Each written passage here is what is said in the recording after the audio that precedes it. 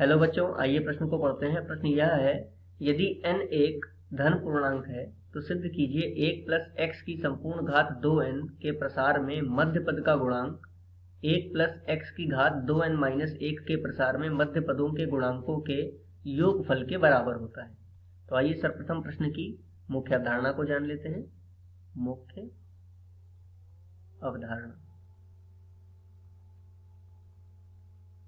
देखिए, यदि द्विपद प्रमेय x प्लस a की घात n दे रखा हो जिसका हमें विस्तार करना है। अब देखिए, इसमें बात हो रही है मध्य पदों की, ठीक है। तो मध्य पद में n आ रहा है। अब n अगर सम संख्या है, n दो प्रकार से हो सकता है, यदि n एक सम संख्या है या फिर n एक विषम संख्या है। तो यदि यह एक सम संख्या है तो इसका मध्य पद क्या होगा, n/2 प्लस एकवां पद इसका मध्य पद होगा। और यदि ये विषम है तो दो इसके मध्य पद होंगे, एक होगा n प्लस 1/2वां पद और दूसरा होगा n प्लस 3/2वां पद। तो इस तरह से हम इसके मध्य पद निकाल सकते हैं। दूसरा सूत्र देख लीजिए, यदि हमें किसी भी द्विपद के लिए tr प्लस एकवां पद प्राप्त करना है तो वह बराबर होता है ncr x की घात n माइनस r और a की घात r के। तो आइए इस अवधारणा के आधार पर प्रश्न को हल करते हैं। प्रश्न में देखिए, सर्वप्रथम हमें प्राप्त करना है 1 प्लस एक्स की घात 2n, ठीक है। तो यहाँ पर देखिए 1 प्लस एक्स की घात दे रखी है 2n। तो हम जानते हैं 2n एक प्रकार का कैसा है संख्या, सम संख्या है। तो सम संख्या के लिए जो इसका मध्य पद होगा वह क्या होगा, n/2 प्लस एकवां पद, ठीक है। तो n का मान यहाँ पर कितना है, 2n है, अर्थात हमें प्राप्त करना है 2n/2 प्लस एकवां पद, ठीक है। तो 2 से 2 कट गया, अर्थात हमें अंततः क्या प्राप्त करना है, n प्लस एकवां पद प्राप्त करना है इसके लिए। तो अगले प्रश्न पर हम इसके लिए n प्लस एकवां पद निकाल लेते हैं tr प्लस एकवां पद के सूत्र से। तो देखिए कितना प्राप्त होगा, दे रखा है 1 प्लस एक्स की घात 2n, तो 1 प्लस एक्स की संपूर्ण घात 2n के लिए हम कौन सा पद प्राप्त करेंगे, n प्लस एकवां पद प्राप्त करेंगे। तो r का मान क्या रख देंगे, n रख देंगे, तो हमें t n प्लस एकवां पद प्राप्त होगा जो कि बराबर होगा ncr। अब देखिए n का मान यहाँ पे कितना है, 2n है, तो 2n c और r का मान कितना आ गया, n आ गया। x की घात कितनी हो जाएगी, 2n माइनस n, अर्थात n, और x की जगह पे कितना है, 1 है, तो यहाँ पर x की जगह पे कितना आ जाएगा, देखिए 1 की घात कितनी हो जाएगी, 2n माइनस n अर्थात 1, और x की घात कितनी होगी, r का मान है n, ठीक है। तो इस प्रकार हमें यह प्राप्त होगा 2n cn, 1 की घात कुछ भी हो 1 ही रहेगा और x की घात n, इसको समीकरण 1 मान लेते हैं, ठीक है।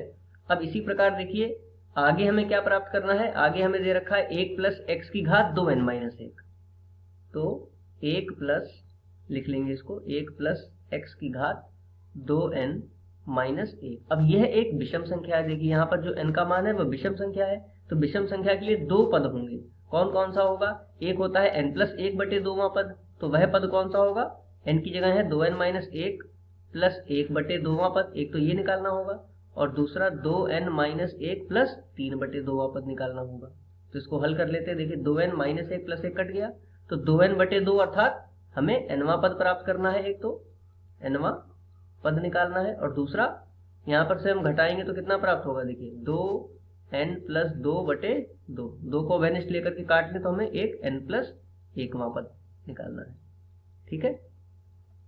तो देखिए सर्वप्रथम nवां पद प्राप्त करने के लिए हम r का मान क्या रखेंगे, r का मान रख देंगे n माइनस 1, क्योंकि सूत्र होता है tr प्लस 1 बराबर x की घात, पहले होगा ncr, x की घात n माइनस r तथा a की घात r, ठीक है। तो अगर हम r का मान n माइनस 1 रखते हैं तो हमें कौन सा पद प्राप्त होगा, यहाँ पे रख देते हैं, देखिए t, r की जगह रखते हैं n माइनस 1 प्लस 1, ठीक है। तो माइनस प्लस कट जाएगा और हमें tnवां पद प्राप्त हो जाएगा। तो कितना होगा, n का मान कितना है, 2n माइनस 1 c, r का मान कितना रखा, n माइनस 1, और x की जगह पे कितना है, 1 है, तो 1 की घात कितनी हो जाएगी, n माइनस r, अर्थात 2n minus 1 minus n minus minus plus 1, ठीक है। तो 2n में से 1n घट जाएगा तो n प्राप्त होगा, और माइनस 1 प्लस 1 कट करके 0 हो जाएगा, ठीक है। इसके बाद a की जगह पे कितना है x है, तो x की घात कितनी होगी r अर्थात n माइनस 1।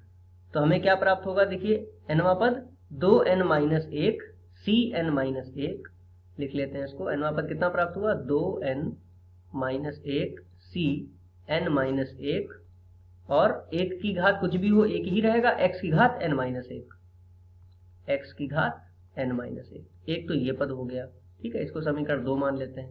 इसके अतिरिक्त और कौन सा पद प्राप्त करना है, n प्लस 1वां पद। तो अब n प्लस 1वां पद निकालते हैं, n प्लस 1वां पद। इसके लिए क्या करना होगा, हमें r का मान n रखना होगा, ठीक है। तो देखिए t n प्लस 1 बराबर कितने हो जाएगा 2n माइनस 1 c, r की जगह रख देंगे n, और 1 की घात कितनी होगी 2n माइनस 1 माइनस n, तो 2n में से n घट जाएगा, कितना बचेगा n बचेगा, माइनस 1 बचेगा, ठीक है। और x की घात कितनी आ जाएगी n आ जाएगी। तो हल करने पर 2n माइनस 1 cn, 1 की घात कुछ भी हो एक ही रहेगा, x की घात n, यह समीकरण हो जाएगी 3, ठीक है। अब देखिए हमें सिद्ध क्या करना है, प्रश्न में हमें सिद्ध करना है, अब देखिए हमें क्या सिद्ध करना है, हमें सिद्ध करना है प्रश्न में कि 1 प्लस एक्स की घात 2n के प्रसार में मध्य पद का गुणांक। तो देखिए 1 प्लस 2x की घात 2n के प्रसार में मध्य पद का गुणांक हमें कहाँ प्राप्त हुआ है, समीकरण 1 में प्राप्त हुआ है, ठीक है। तो समीकरण 1, और यह बराबर होना चाहिए 1 प्लस एक्स की घात 2n माइनस 1 के प्रसार में मध्य पदों के गुणांकों के योगफल के, अर्थात समीकरण 2 व 3 में जो भी हमें प्राप्त हुए हैं गुणांक उनके योगफल के बराबर होना चाहिए।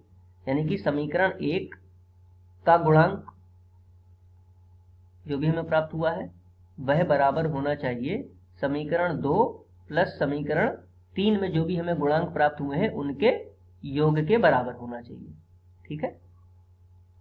तो हम लिख लेते हैं, देखिए समीकरण 1 में हमें क्या गुणांक प्राप्त हुआ है, समीकरण 1 में हमें गुणांक प्राप्त हुआ है 2n cn, ठीक है। हमें केवल गुणांक लिखने हैं, तो हम यहाँ लिख लेंगे 2n cn बराबर होना चाहिए समीकरण 2 में। देखिए क्या गुणांक प्राप्त हुआ 2n माइनस 1 cn माइनस 1, तो इसको लिख लेंगे 2n minus 1 cn minus 1, plus समीकरण 3 में क्या गुणांक प्राप्त हुआ है 2n माइनस 1 cn, ठीक है। अब देखिए यहाँ पर एक गुणधर्म होता है संचय के सूत्र के लिए कि यदि हमें दिया हो NCR प्लस NCR माइनस 1, तो वह बराबर होता है n प्लस 1 CR के, ठीक है। तो आइए इस आधार पर इसको हल करते हैं। यहाँ पर देखिए n की जगह पे कितना है 2n माइनस 1 है, और r की जगह पे कितना है, यहाँ पर देखिए यहाँ पर n माइनस 1 है, और यहाँ पर n की जगह 2n माइनस 1 है, यहाँ पर n है। तो यहाँ पर हम ये सूत्र लगा सकते हैं क्योंकि यहाँ पर यही तो दे रखा है NCR प्लस NCR माइनस 1। तो यहाँ पर देखिए इसको अगर हम n मान लें, इसको r मान ले n को, तो ये r माइनस 1 हो जाएगा।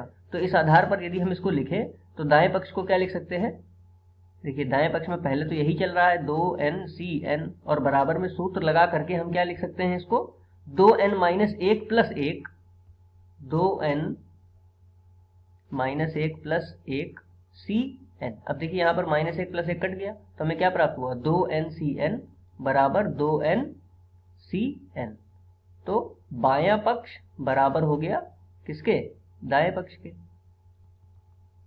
तो मुख्य अवधारणा के आधार पर हमने ये सिद्ध कर लिया है। आशा करते हैं आपको समझ में आया होगा। धन्यवाद।